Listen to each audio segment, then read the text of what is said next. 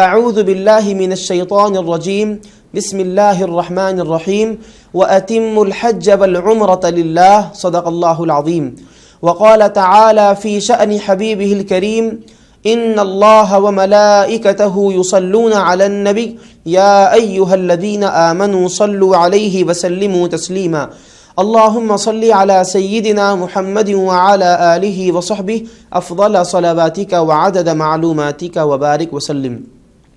ناظرین گرامی قدر، اللہ سبحانہ و تعالیٰ کے فضل و کرم سے حضور اکرم صلی اللہ علیہ وسلم کے وسیلے سے حجاج کرام کے قافلے سوئے حرمین شریفین رواں دواں ہیں۔ نیوز 18 اردو کی جانب سے آپ حضرات کی خدمت میں مناسک حج پیش کیے جا رہے ہیں۔ ہم نے اپنے پچھلے بیان میں مناسک عمرہ کے حوالے سے تفصیل عرض کی ہے۔ عمرے کی ادائیگی کے بعد جب حج کے ایام شروع ہوں گے تو حج کی نیت سے احرام باندھ کر مکہ مکرمہ سے مینا حجاج کرام روانہ ہوتے ہیں، لیکن اختصار کے ساتھ ہم مناسک عمرہ بیان کرتے ہوئے مناسک حج کو تفصیل کے ساتھ بیان کریں گے۔ عمرے کو جانے سے پہلے جب یہاں پر تمام امور سے فارغ ہو جائیں گے تو عمرے کو روانگی سے پہلے صفائی کی نیت سے غسل کر لیں گے۔ غسل کر لینے کے بعد سلے ہوئے کپڑے تو پہلے ہی اتر جائیں گے، احرام کی 2 بے سلی ہوئی چادریں مرد حضرات پہن لیں گے۔ عورتوں کے لیے کوئی مخصوص لباس نہیں ہے، بلکہ وہ جو لباس پہننا چاہتی ہیں شریعت کے حدود میں رہتے ہوئے وہ اپنا لباس پہن سکتی ہیں، اور وہ چپل جو چاہیں استعمال کر سکتی ہیں۔ لیکن لباس کے سلسلے میں مرد حضرات کے لیے بھی کچھ پابندی ہے اور چپل پہننے کے سلسلے میں بھی کچھ پابندی ہے۔ مرد حضرات احرام میں سلا ہوا لباس نہیں پہن سکتے، اسی طرح ایسی چپل نہیں پہن سکتے جس میں ان کے پیر کی ابری ہوئی ہڈی چھپ جاتی ہو۔ تو صفائی کی نیت سے غسل کر لینے کے بعد احرام پہن لیں گے۔ احرام پہننے کے بعد 2 رکعات احرام کی نیت سے ادا کریں گے۔ اس کے بعد سر سے چادر کو ہٹا کر قبلے کی طرف ہی چہرہ کر کے بیٹھیں گے۔ عمرے کی نیت کرنے کے بعد 3 مرتبہ بآواز بلند لبیک پڑھیں گے۔ عورتیں آہستہ آواز سے پڑھیں گی۔ اگر عورتیں نماز پڑھنے کی حالت میں نہیں ہیں تو وہ نماز نہیں پڑھیں گی، بلکہ بغیر نماز پڑھے کے عمرے کی نیت کر لیں گی اور 3 مرتبہ لبیک پست آواز سے پڑھیں گی، اس طور پر کہ وہ آواز ان کے کانوں تک ہی پہنچے، کسی غیر محرم کے کانوں تک آواز نہ پہنچے۔ عمرے کی نیت کر لینے کے بعد وہ اپنے وطن سے مکہ مکرمہ کی طرف روانہ ہوں گے۔ ہوائی جہاز سے مکہ مکرمہ پہنچیں گے۔ مکہ مکرمہ پہنچنے کے بعد اگر طبیعت میں کچھ سستی ہے، آرام کرنا چاہتے ہیں تو اپنی قیام گاہ میں آرام کریں گے، اور جب طبیعت فریش ہو جائے تو پھر وہ عمرے کی ادائیگی کے لیے مسجد حرام شریف بیت اللہ جائیں گے۔ مسجد حرام شریف میں داخلے کے آداب کے سلسلے میں یہ بات بتلائی گئی ہے کہ مسجد حرام شریف میں باب السلام سے داخل ہوں اور یہ دعا پڑھتے ہوئے مسجد میں داخل ہو جائیں۔ بسم اللہ والحمد للہ والصلاۃ والسلام علی رسول اللہ صلی اللہ علیہ وسلم اللہم اغفر لی ذنوبی وافتح لی ابواب رحمتک۔ اس دعا کو پڑھتے ہوئے مسجد میں داخل ہوں، اور مسجد میں داخل ہونے کے بعد راستے میں کھڑے نہ رہیں بلکہ دائیں یا بائیں کسی ایک جانب ہو جائیں۔ جب اطمینان سے کھڑے رہ جائیں تو آہستہ نگاہوں کو اٹھائیں تو نگاہیں کعبۃ اللہ شریف پر پڑیں گی، اور یہ دعا کی قبولیت کا وقت ہوتا ہے۔ اپنے جائز مقاصد کے سلسلے میں دعا کریں۔ دعا سے فارغ ہونے کے بعد زمزم پی سکتے ہیں، زمزم بھی وہاں موجود رہے گا۔ جب آپ طواف کرنے کے لیے مطاف میں اترنا چاہیں گے تو مطاف میں اترنے سے پہلے مرد حضرات اضطباع کر لیں۔ اضطباع کا مطلب یہ ہوتا ہے کہ وہ جو چادر اوڑے ہوئے ہیں اپنے کندھوں پر سے، اس چادر کے سیدھے کنارے کو سیدھے ہاتھ کی بغل سے لے کر بائیں کندھے پر ڈال لیں گے، اس طور پر کہ سیدھا بغل بالکل سیدھا کندھا خالی ہو جائے، ہاتھ بھی خالی رہے، اس پر کوئی کپڑا نہ ہو۔ اضطباع کر لینے کے بعد مطاف میں اتر جائیں گے۔ مطاف میں اتر کر حجر اسود کے قریب جا کر اس طور پر کھڑے ہو جائیں گے کہ حجر اسود سیدھی جانب ہو اور رخ کعبۃ اللہ شریف کی طرف ہو۔ طواف کی نیت کریں گے، حجر اسود کو چومیں گے۔ موقع نہ ملے چومنے کا تو استلام کے ساتھ طواف کا آغاز کریں گے۔ حجر اسود سے طواف کا آغاز ہوگا۔ اور حجر اسود سے طواف کا آغاز کرنے کے بعد رکن عراقی، رکن شامی اور رکن یمانی سے ہوتے ہوئے جب رکن اسود یعنی حجر اسود کے پاس پہنچیں گے، ایک پھیرا مکمل ہو جائے گا اور ایک پھیرے کے اختتام پر استلام بھی کر لیں۔ استلام کا طریقہ بھی بتلایا یہ گیا ہے، جیسا کہ ہم نے اپنے پچھلے بیان میں بھی بتلایا ہے کہ اپنے دونوں ہاتھوں کو حجر اسود کی طرف کریں اور یہ تصور کریں کہ میرے ہاتھ حجر اسود پر لگ گئے ہیں، اب دونوں ہاتھوں کو بغیر آواز کیے کہ چوم لیں۔ یہ استلام کا طریقہ ہوا۔ تو ہر چکر کے اختتام پر استلام کرنا ہے۔ اس طریقے سے کعبۃ اللہ شریف کی طواف کے اندر 7 چکریں ہیں، تو ہر چکر کے اختتام پر استلام کریں گے اور طواف شروع کرنے سے پہلے 1 مرتبہ استلام کریں گے۔ اس طور پر مکمل طواف میں 8 مرتبہ استلام ہوگا۔ جب طواف سے فارغ ہوں گے تو یہ آیت مبارکہ کو پڑھتے ہوئے مقام ابراہیم کے پیچھے جائیں گے۔ وَاتَّخِذُوا مِن مَّقَامِ إِبْرَاهِيمَ مُصَلًّى، اس کا ترجمہ یہ ہے اور تم مقام ابراہیم کو مصلی بناؤ۔ یہ آیت مبارکہ کو پڑھتے ہوئے مقام ابراہیم کے پیچھے جا کر 2 رکعت واجب الطواف ادا کریں گے۔ اگر مقام ابراہیم کے پیچھے موقع نہ ملے تو پورے حرم میں جہاں چاہیں یہ نماز پڑھ سکتے ہیں۔ 2 رکعت واجب الطواف ادا کرتے وقت اس بات کا خیال رکھیں کہ وقت اگر مکروہ ہے تو نماز نہیں پڑھ سکتے، وقت مکروہ نہیں ہے تو نماز پڑھ سکتے۔ مکروہ وقت نہیں ہے تو پھر 2 رکعت واجب الطواف ادا کریں گے۔ زمزم بھی وہاں پر ہوگا، زمزم پئیں گے، اور طواف مکمل ہونے کے بعد واجب الطواف جب ادا کر چکے ہوں گے تو صفا مروہ کی سعی کے لیے صفا کی جانب جائیں گے۔ صفا کی جانب جاتے وقت پھر 1 مرتبہ حجر اسود کا استلام کریں گے اور یہ آیت مبارکہ پڑھتے ہوئے ابدأ بما بدأ اللہ بہ ان الصفا والمروۃ من شعائر اللہ، میں وہاں سے آغاز کرتا ہوں جہاں سے اللہ تعالیٰ نے بھی آغاز فرمایا ہے۔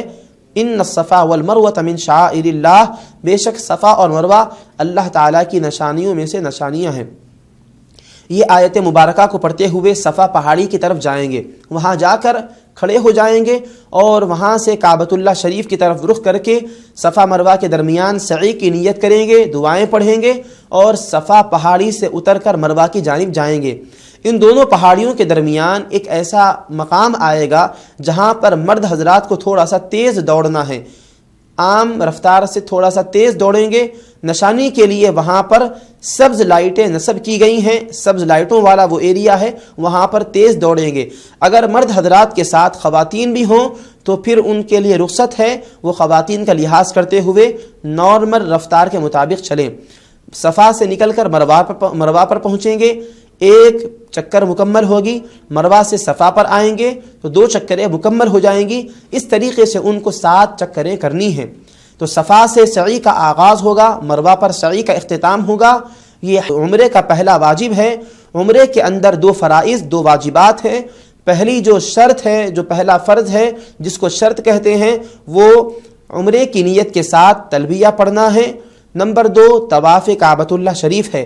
یہ 2 فرائض تو ادا ہو چکے، لیکن تیسرا جو ان کے لیے معاملہ ہے جو کہ پہلا واجب کہلاتا ہے، وہ صفا مروہ کے درمیان سعی ہے۔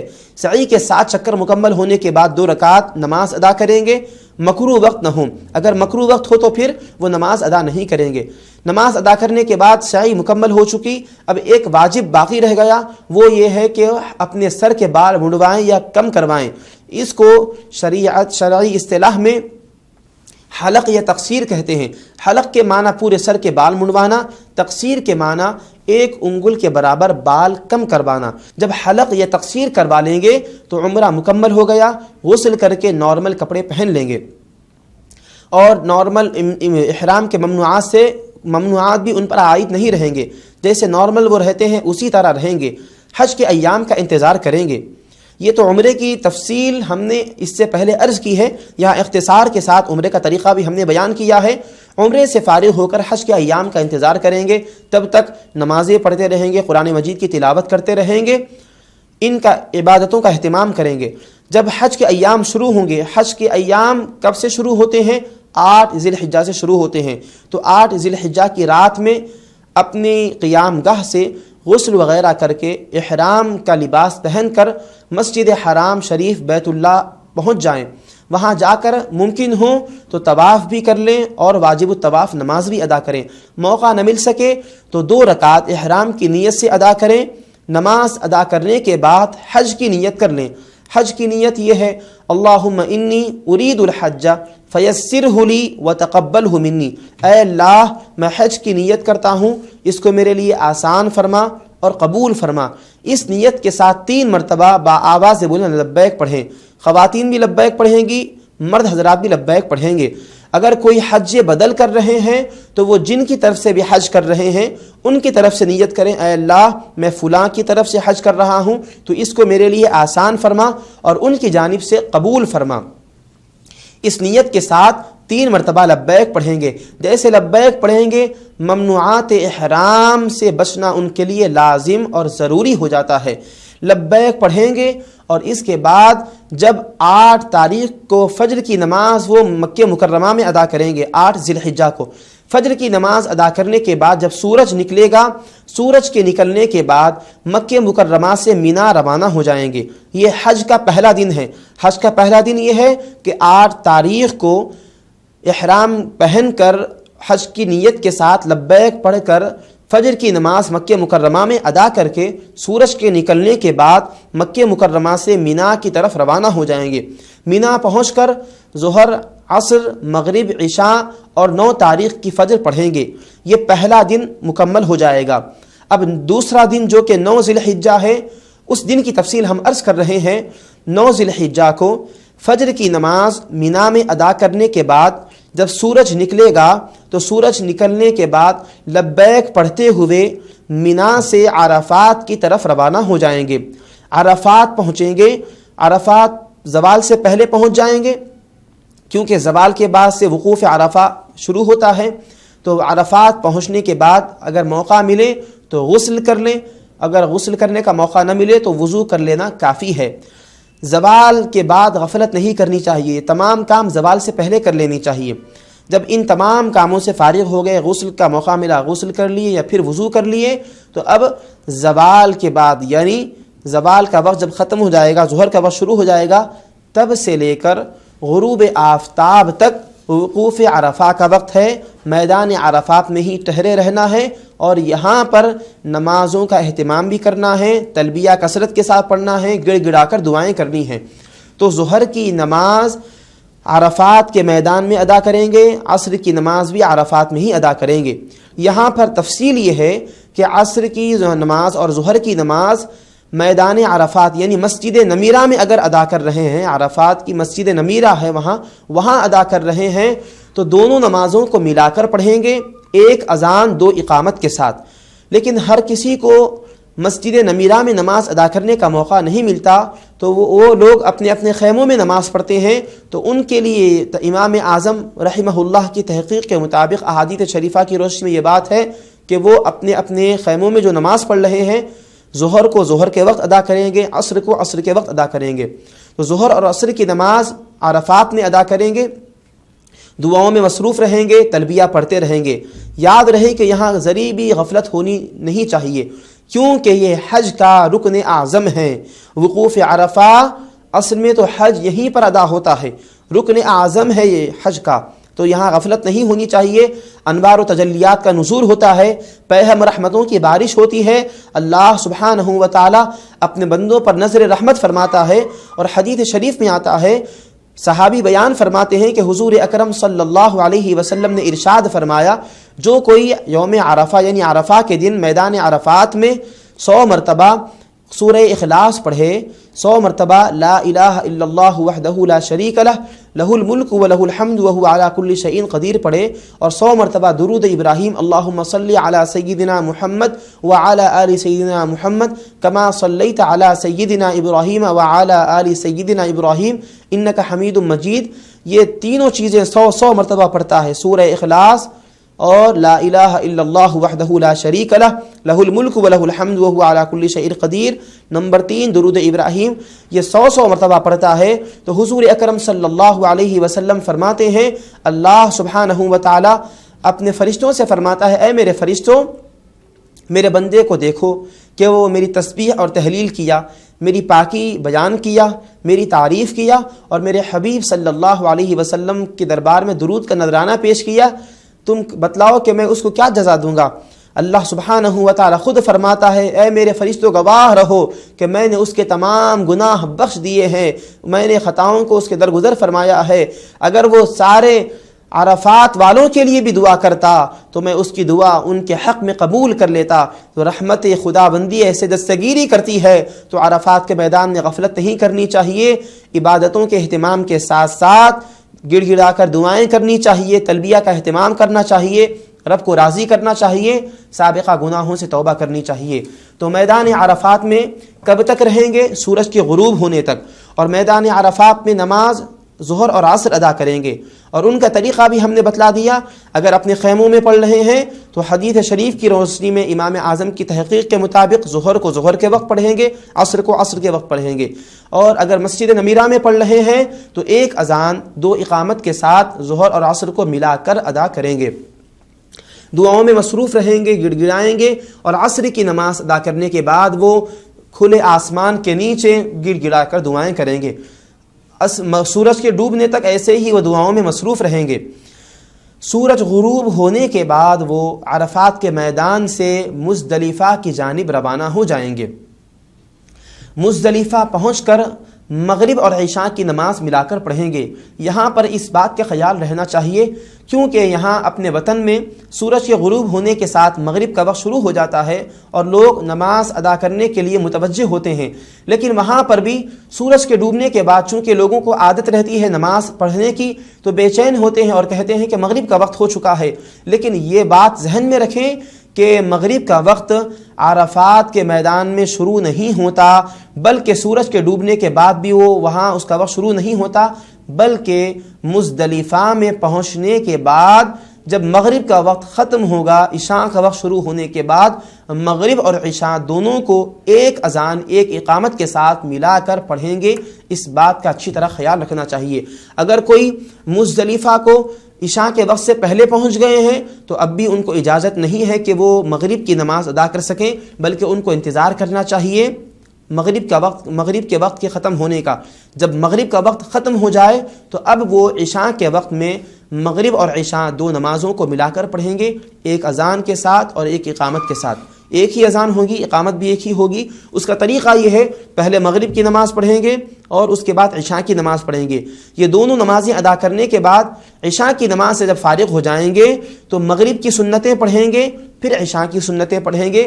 یہ ترتیب اس سلسلے میں ہے، اس کو اچھی طرح ذہن نشین رکھیں۔ ابھی یہ کون سی تاریخ ہے؟ حج کا دوسرا دن ہے، 9 ذی الحجہ ہے۔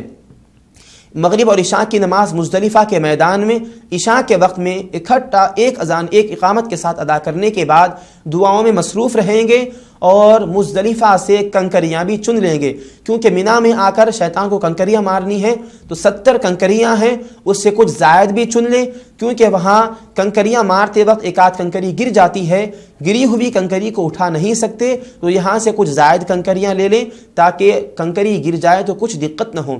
تو مزدلفہ سے کنکریاں چنیں، اور کنکریوں کے سلسلے میں یہ بات ذہن میں رہے کنکری کی مقدار کیا ہونی چاہیے، اس کا سائز کیا ہونا چاہیے، تو اس سلسلے میں یہ بات اچھی طرح ذہن نشین رہنی چاہیے کہ کنکری چنے کے دانے سے چھوٹی نہیں ہونی چاہیے اور کھجور کی گٹلی سے بڑی نہیں ہونی چاہیے۔ ان دونوں کے درمیان کے سائز والی کنکری 70 کنکریاں بلکہ اس سے کچھ اور زائد مزدلفہ سے چن لیں۔ رات میں آرام کریں، فجر کی نماز کے لیے جب اٹھ جائیں بیدار ہو جائیں تو فجر کی نماز مزدلفہ میں ادا کریں۔ فجر کی نماز ادا کرنے کے بعد اب بیٹھے نہ رہیں بلکہ کھڑے رہ کر دعاؤں میں مصروف رہیں۔ یہ وقوف مزدلفہ کا وقت صبح صادق سے سورج تک ہے، اب اس کا اصل وقت شروع ہوتا ہے۔ تو فجر کی نماز ادا کرنے کے بعد باتوں میں دنیا کے کاموں میں مصروف نہ رہیں بلکہ وقوف مزدلفہ کا وقت شروع ہو چکا ہے، تو اب ایسے وقت میں گڑ گڑا کر دعائیں کرنی چاہیے، کثرت کے ساتھ لبیک پڑھنا چاہیے، اللہ سبحانہ و تعالیٰ کو راضی کرنا چاہیے۔ اللہ سبحانہ و تعالیٰ اپنے بندوں کی دعاؤں کو ایسے مقدس مقامات پر قبول فرماتا ہے۔ تو مزدلفہ میں فجر کے بعد سے لے کر سورج کے نکلنے سے پہلے تک دعاؤں میں مصروف رہیں۔ جب سورج کے نکلنے میں 5 منٹ کا وقت باقی رہ جائے تو پھر مزدلفہ سے مینا کے لیے روانہ ہو جائیں۔ تو یہاں پر 2 دن حج کے مکمل ہوئے، ایک 8 ذی الحجہ، اس کی تفصیل ابھی آپ نے سماعت کی، 9 ذی الحجہ اس کی تفصیل آپ نے سماعت فرمائی۔ اب حج کے تیسرے دن کا آغاز ہوتا ہے، تو حج کے تیسرے دن یعنی 10 ذی الحجہ فجر کی نماز مزدلفہ میں پڑھنے کے بعد سورج کے نکلنے تک دعاؤں میں مصروف رہیں۔ سورج نکلنے میں جب 5 منٹ کا وقت یعنی 2 رکعت نماز پڑھنے کا وقت باقی رہ جائے تو مزدلفہ سے اطمینان کے ساتھ لبیک پڑھتے ہوئے ذکر کرتے ہوئے مینا کی طرف روانہ ہو جائیں۔ یہ حج کا تیسرا دن ہے۔ مینا پہنچنے کے بعد چاہے تو خیموں میں جائیں یا پھر ڈائریکٹ آپ جا کر شیطان کو کنکریاں مارنا چاہتے ہیں مار سکتے ہیں۔ اب آپ کو 3 کام مینا میں ترتیب کے ساتھ کرنے ہیں۔ پہلے شیطان کو کنکری مارنی ہے، جمرہ عقبہ کی رمی کرنی ہے۔ نمبر 2 قربانی کرنی ہے۔ حج قران اور حج تمتع کرنے والوں کے لیے قربانی واجب ہے اور حج افراد کرنے والوں کے لیے قربانی مستحب ہے۔ قربانی کریں گے، پہلے جمرہ عقبہ کی رمی کریں گے، نمبر 2 قربانی کریں گے، نمبر 3 حلق کروائیں گے یا تقصیر کروائیں گے۔ یہ 3 کاموں کو ترتیب کے ساتھ ادا کرنی ہے۔ اگر اس ترتیب میں کچھ فرق آ گیا، تیسرے کام کو دوسرے نمبر پر کر لیے، پہلے والے کام کو تیسرے نمبر پر کر لیے، تو ایسی صورت میں ترتیب ختم ہو جائے گی اور ترتیب کا لحاظ نہ رکھنے کی وجہ سے دم لازم آ جائے گا۔ تو یہاں پر ان کاموں کو ترتیب کے ساتھ ادا کرنا ہے، اس کا اچھی طرح خیال رکھنا چاہیے۔ تو 10 ذی الحجہ کو مزدلفہ سے مینا روانہ ہو کر مینا میں جا کر تیسرے شیطان کو کنکری مارنی ہے، 7 کنکریاں۔ پہلے نمبر پر جو شیطان آئے گا اس کو جمرہ اولا کہتے ہیں، دوسرے نمبر پر جو شیطان آئے گا اس کے جمرہ وسطیٰ کہتے ہیں۔ ان دونوں کو بھی پہلے دن کنکریاں نہیں مارنی ہیں، بلکہ تیسرے شیطان کو جمرہ عقبہ کی رمی کرنی ہے۔ اور پہلے دن رمی کا وقت کیا ہے؟ صبح صادق سے شروع ہوتا ہے، زوال تک رہتا ہے۔ اگر زوال تک نہ مار سکے تو پھر خواتین اور معذور لوگوں کے لیے اجازت ہے، وہ سورج کے غروب ہونے تک بھی مار سکتے ہیں۔ لیکن کسی کو اگر یہاں اس وقت میں بھی موقع نہ ملے تو پھر سورج کے ڈوبنے کے بعد مغرب کے بعد بھی جا کر وہ رمی کر سکتے ہیں۔ تو رمی کرنے میں خیال رکھیں، پہلے دن یعنی 10ویں دن حج کا جو تیسرا دن ہے اور رمی کے اعتبار سے یہ پہلا دن ہے، پہلے دن یہاں رمی کرنی ہے۔ تو پہلے دن 10 تاریخ کو یعنی حج کے تیسرے دن جمرہ اولا اور جمرہ وسطیٰ کی رمی نہیں کریں گے، بلکہ جمرہ عقبہ کی رمی کریں گے اور 7 کنکریاں ماریں گے۔ اس کا طریقہ یہ بتلایا گیا کہ اپنے ہاتھ میں کنکری کو پکڑیں گے۔ اور کنکری کیسے پکڑیں گے؟ کنکری شہادت کی انگلی اور انگوٹھے کے درمیان ہونی چاہیے، جبلے کی طرف رخ کریں اور آپ شیطان کو کنکری ماریں۔ کنکری مارتے وقت یہ دعا پڑھیں، بسم اللہ اللہ اکبر رغما للشیطان ورضا للرحمن اللہم اجعلہ حجا مبرورا وذما مغفورا وسعیا مشکورا۔ جب جمرہ عقبہ کی رمی کریں گے یعنی 7 کنکریاں دعا پڑھ کر جب ماریں گے تو آپ رمی مکمل ہو جائے گی۔ رمی کے بعد اب آپ کو دوسرا کام جو کرنا ہے ترتیب کے ساتھ ادا کرنے کے سلسلے میں جو بتلایا گیا وہ کام کیا ہے؟ قربانی دینی ہے۔ قربانی حج قران اور حج تمتع کرنے والوں کے لیے واجب ہے، حج افراد والوں کے لیے مستحب ہے۔ قربانی کے بعد اب ان کو کیا کام؟ ایک کام کرنا باقی ہے، وہ کیا ہے؟ حلق ہے۔ حلق کروائیں گے یا پھر اجازت ہے وہ تقصیر بھی کروا سکتے ہیں۔ یہ 3 کاموں کو ترتیب کے ساتھ ادا کرنا ہے۔ یہاں ابھی 10واں دن 10 تاریخ ہے، حج کا تیسرا دن چل رہا ہے، تو 10 تاریخ کو رمی کریں گے، قربانی کے بعد حلق کروائیں گے۔ اب ان کو مکہ مکرمہ جا کر طواف زیارت کرنا ہے۔ طواف زیارت کے لیے وہ مینا سے مکہ مکرمہ جائیں گے، طواف زیارت کریں گے اور طواف زیارت کرنے کے بعد پھر مینا واپس آ جائیں گے۔ رات مینا میں رہنا ضروری ہو جاتا ہے، تو مکہ مکرمہ میں قیام نہیں کریں گے۔ اگر کسی کو طواف زیارت کرنے میں وقت بھی ہو جائے، دیر بھی ہو جائے، تو پھر وہ طواف زیارت کے بعد مینا میں مکہ مکرمہ میں قیام نہیں کریں گے، بلکہ مینا واپس آ جائیں گے۔ مینا واپس آ کر رات میں مینا میں رہیں گے اور دوسرے دن یعنی 11 تاریخ کو رمی کے اعتبار سے یہ دوسرا دن ہے، ورنہ حج کے اعتبار سے یہ چوتھا دن ہے۔ 3 دن تو مکمل ہو گئے، 8 ذی الحجہ، 9 ذی الحجہ، 10 ذی الحجہ۔ 11 ذی الحجہ یہ کون سا دن ہے؟ چوتھا دن ہے حج کے اعتبار سے، اور رمی کے اعتبار سے یہ دوسرا دن ہے۔ 11 تاریخ کو پھر تینوں شیطانوں کو کنکریاں مارنی ہے، رمی کرنی ہے۔ پہلے جمرہ اولا پر، نمبر 2 جمرہ وسطیٰ پر، نمبر 3 جمرہ اخرى یا جمرہ عقبہ، اور اس کو جمرہ کبریٰ بھی کہتے ہیں۔ تو تینوں شیطانوں کو 7 کنکریاں مارنی ہیں، اور پہلے دوسرے شیطان کو کنکریاں مارنے کے بعد تھوڑا سا بازو ہٹ کر قبلے کی طرف چہرہ کر کے دعا کریں گے، اے اللہ میں نے آپ کی رضا کے لیے شیطان کو کنکریاں ماری ہے اور شیطان کو میں نے ناراض کرنے، آپ کو راضی کرنے کے لیے میں نے یہ کام کیا، اس کو قبول فرما، یہ دعا کریں گے جمرہ اولا اور جمرہ وسطیٰ کی رمی کے بعد، اور جمرہ عقبہ کی رمی کے بعد بغیر دعا کرے کہ آگے بڑھ جائیں گے۔ 11 تاریخ کو رمی کا وقت زوال کے بعد سے شروع ہوتا ہے سورج غروب ہونے تک۔ اگر کسی کو سورج غروب ہونے تک رمی کا موقع نہ ملے ہجوم کی وجہ سے، خواتین اگر کسی وجہ سے نہ جا سکے، پردہ نشین خواتین، اور اگر کوئی معذور تھے، کمزور تھے، گھٹنوں کی تکلیف کی وجہ سے نہ جا سکے، تو پھر ان کے لیے اجازت ہے وہ مغرب کے بعد بھی جا کر رمی کر سکتے ہیں۔ تو 11 تاریخ کو کیا کام کرنا ہے؟ نمازیں تو ادا کریں گے، لیکن زوال کے بعد رمی کا وقت شروع ہوتا ہے، تینوں جمرات کی رمی کریں گے، ساتھ ساتھ کنکریاں ماریں گے اور دعا یہ پڑھیں گے، بسم اللہ اللہ اکبر رغما للشیطان ورضا للرحمن اللہم اجعلہ حجا مبرورا وذنبا مغفورا وسعیا مشکورا۔ 11 تاریخ کی رمی مکمل ہونے کے بعد پھر اپنے خیموں میں واپس آ جائیں گے، یہاں پر نمازیں ادا کریں گے، عبادت میں، ذکر و اذکار میں مصروف رہیں گے۔ جب 12 تاریخ آئے گی تو 12 تاریخ کو پھر رمی کرنی ہے تینوں جمرات کی، اور 12 تاریخ کی رمی کا بھی وقت زوال کے بعد سے شروع ہوتا ہے۔ زوال کے بعد جمرہ اولا، جمرہ وسطیٰ اور جمرہ عقبہ کی رمی کریں گے۔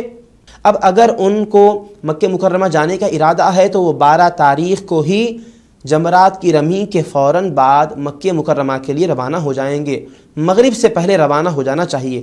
اگر مغرب کا وقت مینا میں ہی شروع ہو گیا ہو تو ایسی صورت میں ان کے لیے مستحب یہ ہے کہ وہ 13 تاریخ کی رمی کر کے مکہ مکرمہ جائیں، رات میں جانا ان کے لیے مکروہ ہو جاتا ہے۔ اگر جانے کا ارادہ ہے، پلاننگ پہلے سے کر لیں، جمرات کی رمی کے فوراً بعد روانہ ہو جائیں، مکہ مکرمہ پہنچ جائیں گے۔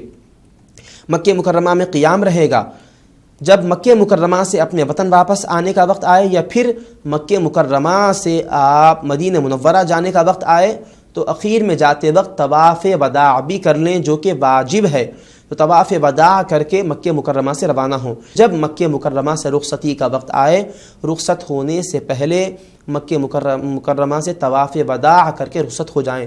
یہاں پر ایک اور بات ذہن میں رہنی چاہیے، رخصتی کے وقت اگر مائیں اور بہنیں نماز پڑھنے کی حالت میں نہیں ہیں تو پھر وہ مکہ مکرمہ میں جا کر مسجد حرام شریف میں جا نہیں سکتی، طواف بھی نہیں کر سکتی۔ تو ان کے لیے یہ تفصیل بتلائی گئی ہے کہ اگر وہ نماز پڑھنے کی حالت میں نہیں ہیں تو وہ نماز پڑھنے کی حالت میں جب آئیں گی، یعنی جب پاک ہو جائیں گی، تب جا کر طواف وداع کریں۔ لیکن اس سے پہلے اگر رخصتی کا وقت آ جائے، ٹکٹ بک ہے، پہلے سے جانا ہے، قافلے والے لے جا رہے ہیں، تو ایسی صورت میں اگر وہ پہلے کوئی نفل طواف کی ہیں تو وہ نفل طواف وداع کے قائم مقام ہو جائے گا۔ اگر نبی کی ہیں تو ایسی صورت میں ان کے لیے یہاں یہ اجازت ہے کہ وہ ان کی طرف سے طواف وداع معاف ہو جائے گا، اب وہ روانہ ہو سکتی ہیں، ان کو کوئی دم وغیرہ دینے کی ضرورت نہیں ہے۔ اسی طریقے سے اگر مرد حضرات پہلے نفل طواف کیے ہیں، عین وقت موقع نہیں مل رہا ہے تو وہ طواف وداع کے قائم مقام ہو جائے گا۔ لیکن حدیث شریف میں آیا ہے آخری عمل طواف وداع کا ہونا چاہیے۔ اس سلسلے میں اہتمام رکھیں کہ اخیر یعنی جو عمل ہو مکہ مکرمہ سے رخصتی کے وقت وہ طواف وداع ہونا چاہیے۔ اب حاضرین محترم، یہاں حج کے 5 ایام مکمل ہوئے، ترتیب کے ساتھ ہم نے مناسک حج آپ کی خدمت پہ رکھے ہیں۔